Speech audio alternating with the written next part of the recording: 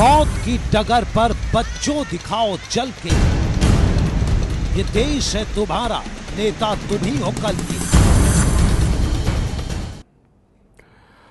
स्वागत है आपका आज की तारीख में। मैं अभिसार शर्मा। आज एक सवाल आप सबसे मेरा, आपके बच्चे स्कूल कैसे जाते हैं? अगर आपको पता चले कि आपके बच्चे अपनी जान जोखिम में डालकर स्कूल पहुंचते हैं, तब कैसा लगेगा आपको? किसी भी पल उनकी जान जा सकती है, यह सुनकर भी डर लगता है ना। आज एक ऐसी ही सिहरन पैदा करने वाली दास्तान होगी आपके सामने।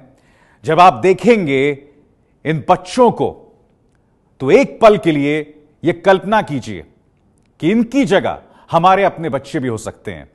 आजादी के 70 साल बाद भी सरकारी उदासीनता के चलते एक अदद पुल तक नहीं दे पाई है सरकार आवाम को, जनता को।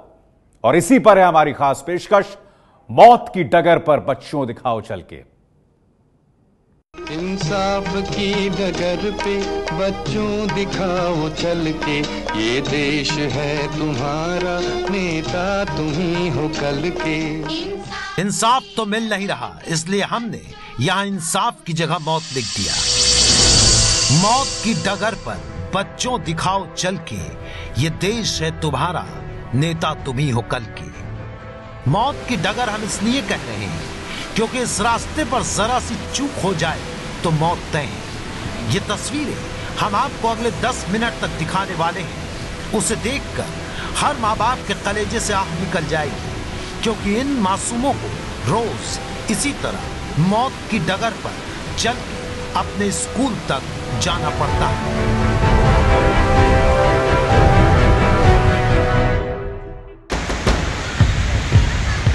पहाड़ों से तेज रफ्तार में आता पानी और बीच में खड़ी ये एक मजबूर लेकिन दिलेर लड़की। दूसरे छोर पर एक लड़की आगे बढ़ती है। दोनों ने स्कूल की यूनिफॉर्म पहन रखी है। एक कदम आगे बढ़ाकर ये लड़की रुक जाती है। जान जोखिम में डालकर सामने से दूसरी लड़की आगे बढ़ती है और खड़ी लड़की का हाथ थाम लेती है और पानी के तेज बहाव से पार करा देती है।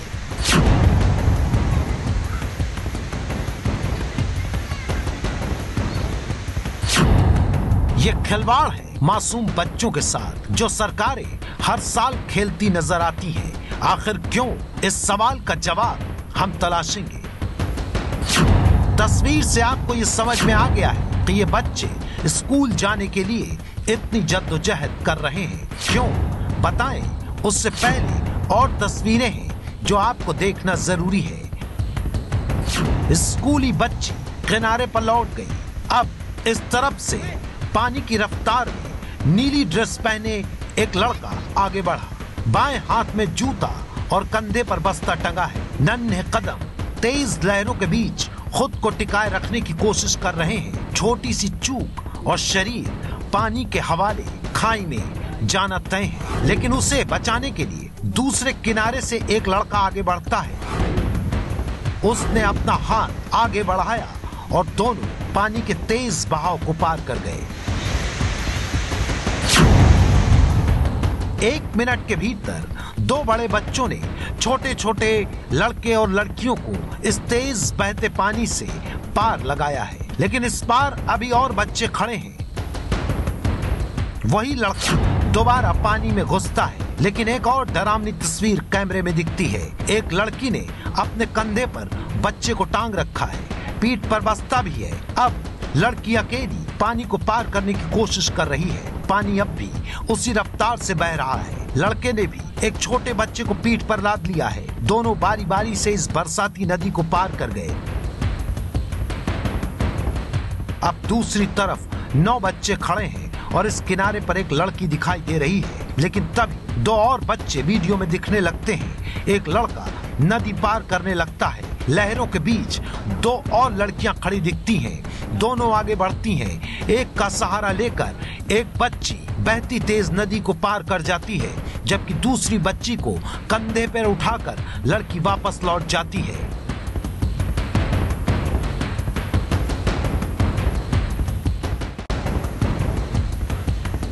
12 बच्चों ने इस बरसाती नदी को पार किया, जिसमें 3 बच्चों को कंधे पर बिठाकर पार कराना पड़ा। तस्वीरें हिमाचल प्रदेश के चंबा जिले की हैं, जहां उटिया पंचायत में मंडू नाले का पानी बरसात की वजह से बढ़ गया है।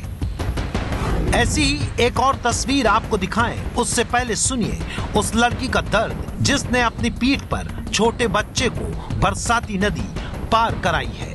हम रोज घर से आते हैं तो हमें इस नाले को पार करना पड़ता है। छोटे छोटे बच्चों को अपनी पीठ या कंधे पर लेकर स्कूल जाना पड़ता है, और कभी कभी बारिश हुई तो हमें छुट्टी भी रखनी पड़ती है। अब सवाल ये है कि क्या आजादी के इतने साल बाद भी बच्चों को जान जोखिम में डालकर ऐसे स्कूल जाना किसी देश के लिए सम्मान की बात है? क्या प्रशासन इन बच्चों के स्कूल तक जाने का इंतजाम भी नहीं कर सकता, जिसमें जान का खतरा न हो? जवाब इसी बच्ची से सुनिए। लगभग 4-5 से पुल बना है, पर आधा ही बना है। इसका काम नहीं चल रहा है। जल्दी जल्दी इस काम को करवाएं ताकि हम इस पुल से जा सके, ताकि हमें बारिश में कोई छुट्टी न रखनी पड़े। जान पर खेलकर बरसाती नदी पार करने वाली प्रियंका के मुताबिक स्कूल जाने के लिए गांव के रास्ते में पुल 4-5 साल से बन रहा है, लेकिन 4-5 साल में भी वो अधूरा ही है। यह है वो पुल जिसके बगल में बरसाती नदी बहती है। पहाड़ों में इन गांवों में पुल नहीं, छोटे छोटे पुल बनते हैं, जिन्हें पुलिया कहते हैं। ये छोटा पुल क्यों नहीं बना, इस पर प्रशासन से जवाब मांगेंगे, लेकिन उससे पहले इन तस्वीरों को देखिए। ये भी कल की ही तस्वीरें हैं। 11 बच्चे बरसाती नदी के दूसरी तरफ खड़े हैं और एक साथ नदी पार करने लगते हैं। 3 बच्चों ने अपनी पीठ पर अपने से छोटे बच्चों को उठा रखा है, तो आखिर में आ रहे 3 बच्चे एक दूसरे का हाथ थामे हुए हैं।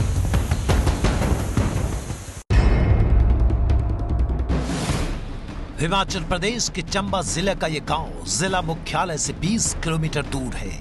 माजू गांव से आधा किलोमीटर दूर ये सरडा नाला है, जिसे पार करके आधा किलोमीटर और दूर चल के बच्चे स्कूल पहुंचते हैं। रोज करीब 50 बच्चे इसी तरह नाले को पार करके स्कूल जाने के लिए मजबूर हैं। 8वीं तक का ये स्कूल है और 12 साल से कम उम्र के बच्चे इसी तरह नदी पार करने को मजबूर हैं। गुरुवार की ये तस्वीरें हैं, जब स्कूल से छुट्टी होने के बाद बच्चे एक दूसरे का हाथ पकड़कर नाला पार कर रहे हैं। रोज बारिश होती है, यहाँ पर पानी भर जाता है। स्कूल से आने जाने के लिए परेशानी होती है, रोज पानी भर जाता है। ये पुल बन रहा था, पता नहीं क्यों बन रहा है। हमारी निशानी से इस पर पुल बना, लेकिन प्रशासन के कान में अब तक जूं तक नहीं रेंगी।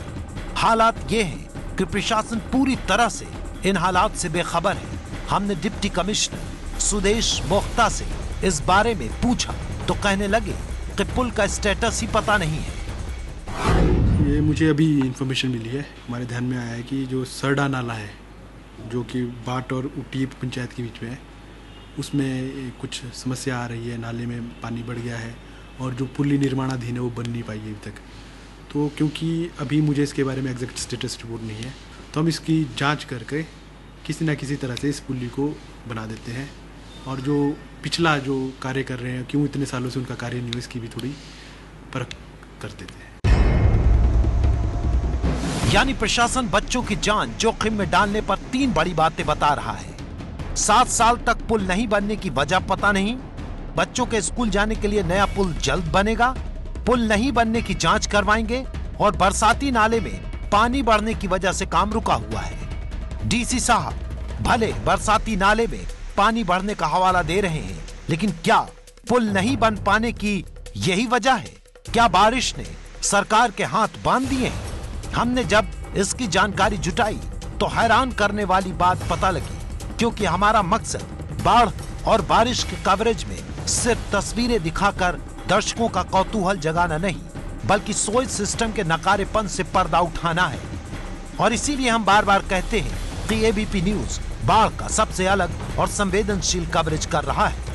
आते हैं अपनी कहानी पर। 10 साल पहले मेहला ब्लॉक ऑफिस से 3 लाख रुपए पुल के लिए जारी किए गए थे। उसके बाद पुल के लिए काम शुरू हुआ, सिर्फ पिलर बना, उसके बाद काम आगे नहीं बढ़ पाया। करीब 7 साल से पुल का काम जस का तस पड़ा हुआ है। तो क्या 7 साल से बरसाती नदी में पानी ही भरा हुआ है? साफ है कि काम पूरा करने की नीयत ही नहीं है और नतीजा ये है कि आज भी बच्चे उफनती नदी को पार करने के लिए मजबूर हैं। चंबा से संवाददाता नरेंद्र सिंह, बॉबी की रिपोर्ट। क्या सरकार को कटघरे में ना रखा जाए इसके लिए?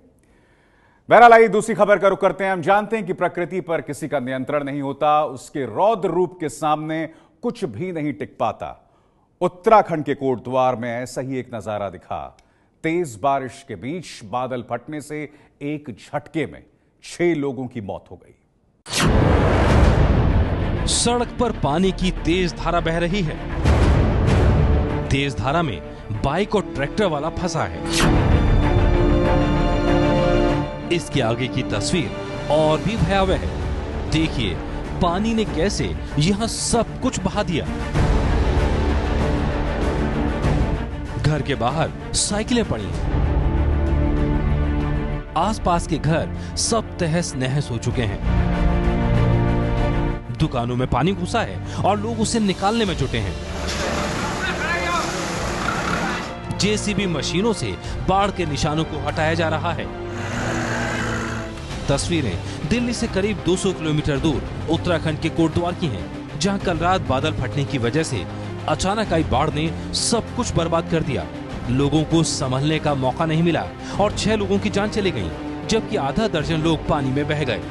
साइंस में बादल फटने को इस तरह समझा जा सकता है कि अगर किसी जगह 100 मिलीमीटर प्रति घंटे से ज्यादा बारिश हो तो इसे बादल फटना कहते हैं। इसमें 20 से 80 वर्ग किलोमीटर क्षेत्र में ही बारिश होती है। मौके पर कई रेस्क्यू टीम भेजी गई हैं। स्थानीय पुलिस भी राहत और बचाव में जुटी है। कोटद्वार प्रशासन के मुताबिक मौत का आंकड़ा बढ़ सकता है, क्योंकि कई घर ऐसे हैं जो तबाह हो गए हैं, लेकिन उनके दरवाजे अंदर से बंद हैं। 2 दिन के भीतर एबीपी न्यूज की खबर का बड़ा असर हुआ है। उत्तर प्रदेश से भारत नेपाल सीमा पर सुरक्षा में चूक की रिपोर्ट हमने आपको दिखाई थी। इस रिपोर्ट का असर यह हुआ है कि प्रशासन ने सुनौली चेक पोस्ट पर सुरक्षा अब कड़ी कर दी है।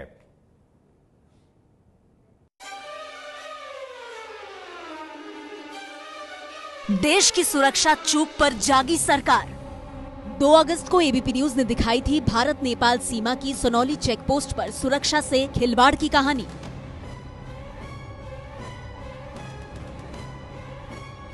एबीपी न्यूज संवाददाता रणवीर हाथ में 150 रुपए की स्टॉयगन को लेकर भारत नेपाल सीमा के सुनौली चेक पोस्ट गए थे, लेकिन सुरक्षा कर्मियों ने उन्हें नहीं रोका था। यहाँ तक कि कोई छानबीन भी नहीं हुई थी। हमने आपको इस रिपोर्ट में ये भी दिखाया था कि कैसे कबाड़ लाने वाले मजदूर किसी भी सामान को कुछ रुपयों की खातिर सीमा पार कराने के लिए तैयार हो गए थे। एबीपी न्यूज की इस रिपोर्ट का बड़ा असर हुआ है। प्रशासन ने भारत नेपाल सीमा की सुनौली चेक पोस्ट पर सीसीटीवी कैमरे लगाए हैं। महिलाओं और पुरुषों के लिए 2 अलग अलग स्कैनर्स लगाए जा रहे हैं। स्कैनर से देश की सुरक्षा को नुकसान पहुंचाने वाले हथियार और गोला बारूद की पहचान की जा सकेगी। लोगों की जांच के लिए एसएसबी के जवानों की संख्या बढ़ाई गई है। गाड़ियों की चेकिंग सख्त कर दी गई है। ये है एबीपी न्यूज, आपको रखे आगे।